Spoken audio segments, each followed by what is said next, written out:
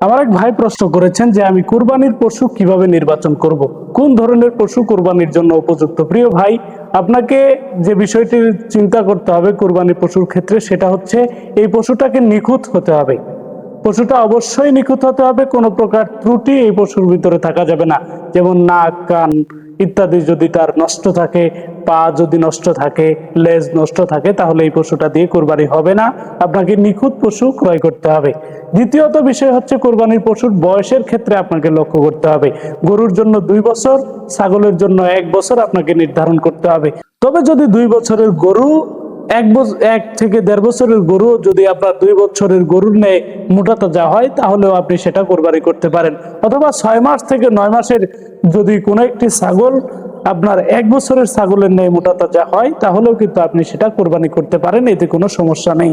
এরপরে আসুন দামের বেলায়। দামের বেলায় হচ্ছে বাজারের যে বিষয়টা, বাজারের স্থানীয় বাজার, আপনার যে স্থানীয় বাজার, আপনার এই স্থানীয় বাজারের ক্ষেত্রে যেটা দামে সচ্ছল এবং হালাল উৎস থেকে যেটা গ্রহণ করা হয়, সেই পশুটাকে আপনাকে চয়ন করতে হবে।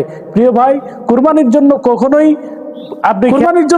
আপনাকে খেয়াল করতে হবে যে পশুটি যেন বয়সে সর্বনিম্ন গরুর ক্ষেত্রে 1.5 বছরের কম না হয়, যেটা 2 বছরের নেই মোটা তাজা হতে হবে। আর যদি গরু রোগা পাতলা হয়, তাহলে আপনাকে 2 বছরের গরুই কোরবানি করতে হবে, সেটার বয়স পূর্ণ করে নিতে হবে। আর যদি ছাগল, সেটা 6 থেকে 9 মাসের মধ্যে হতে হবে। যদি এই ছাগলটি 1 বছরের নেই মোটা তাজা হয়, তাহলে আপনি সেটাকে কুরবানি করতে পারেন।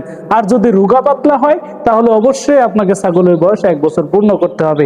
প্রিয় ভাই, দেখুন এই কথাগুলো অত্যন্ত গুরুত্বপূর্ণ। আপনাকে অবশ্যই আমি আপনাকে অনুরোধ করব, ভিডিওটি অবশ্যই শেয়ার করে দিন।